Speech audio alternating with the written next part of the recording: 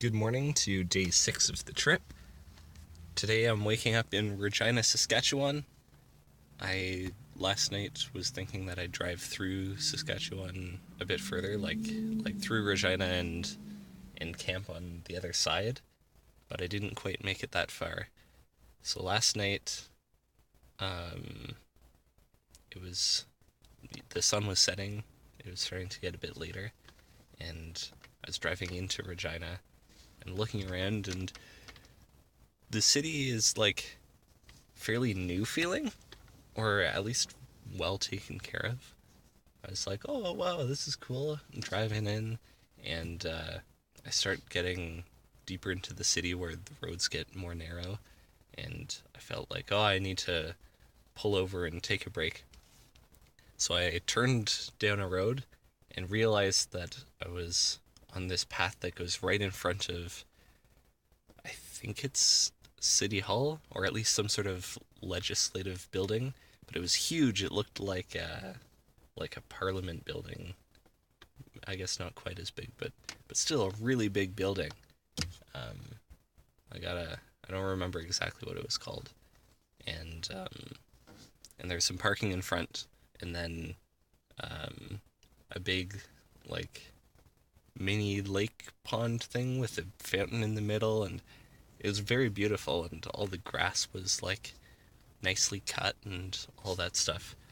Um, and despite the fact that it was like, um, it was, what time was it?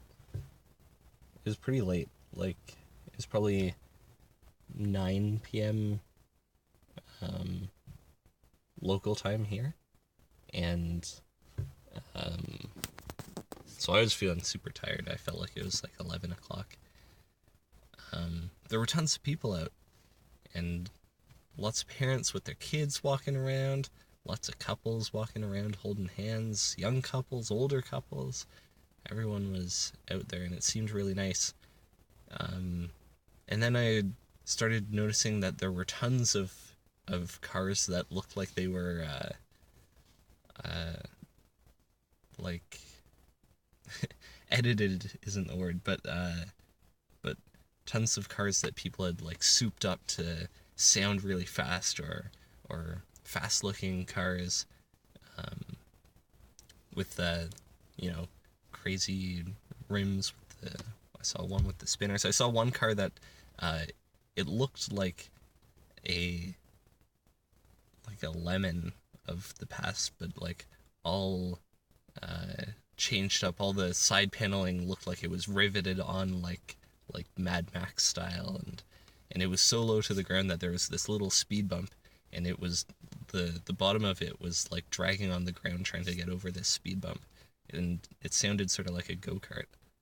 So like I don't know what was going on, whether that's just a popular spot for people to go, or a popular spot for people who like cars. But then why were there all these families with their kids there? People, you know, it looked like groups of friends who had these fancy cars all parked beside each other talking, and I don't know.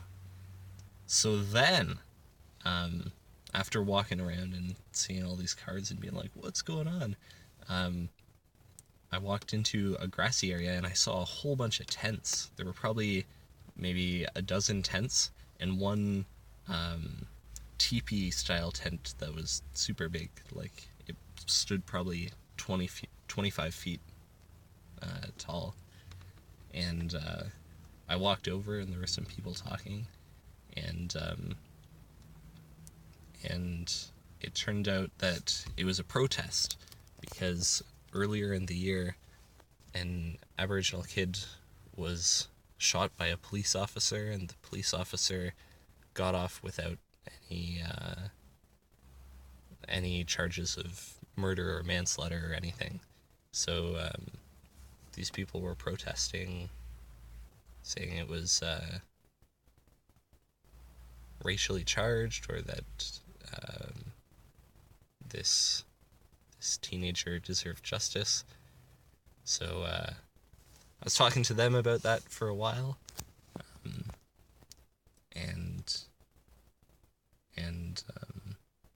was telling me all sorts of interesting things about the government and injustices and that sort of thing. Apparently, this guy running the protest had been camped out there for 82 days as a protest, and no one from this legislative part of the government in that big building, even though this park's sort of right beside, apparently no one had really come down to talk to him, even though I'm sure that they don't want people camping in the park area right there. They haven't really acknowledged his protest. So, I don't know what's gonna happen there, but it was certainly interesting to hear about. So after that, it was starting to get so late, and I was starting to get so tired that I was thinking, there's no way I can make it to this campground area. So I came to near the outskirts of Regina to a Walmart.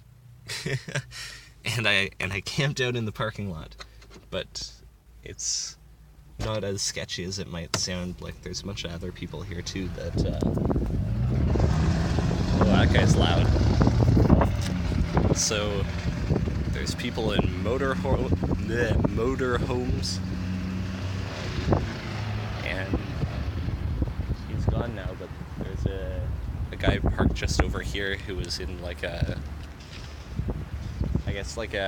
truck with the back part, and it looked like he was sleeping in there too. A whole bunch of trailers. I get the sense that those trailers have been here for a while because they don't have any vehicle hooked up. They're all who knows how many days they've been here.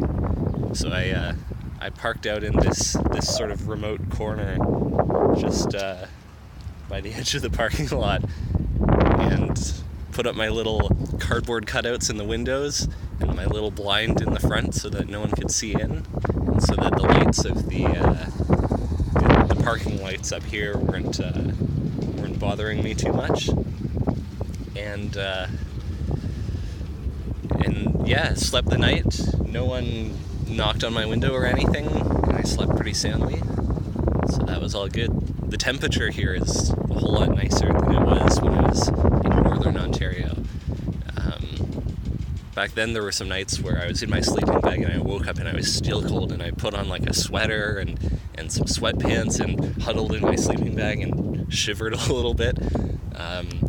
But tonight it was, perfect temperature, and when I woke up and the sun started shining down, it started to heat things up a bit, and I was almost feeling a little bit too warm.